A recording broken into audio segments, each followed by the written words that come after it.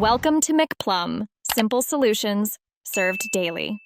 In this video, I will explain how to open your NTorq fuel tank. First, locate the fuel tank cap, usually found at the rear of the seat. Ensure your scooter is on its center stand for stability. Have your ignition key ready, as it is essential for unlocking the cap. This simple process will allow you to refuel quickly and efficiently. Once you have located the cap, make sure your scooter is stable. Now, carefully insert your ignition key into the key slot. It's important to push the key in all the way. Then, with a firm but gentle hand, turn the key clockwise. You should hear a small click, indicating the cap is now unlocked and ready to be opened.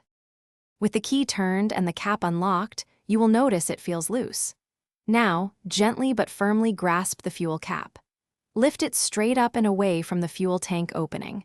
Be careful not to drop it. It's a good idea to place the cap in a clean, safe spot, like on the seat, to prevent dirt from entering the tank. To close the fuel tank, first align the cap with the opening. Press it down firmly until you hear a distinct click, ensuring it's properly seated.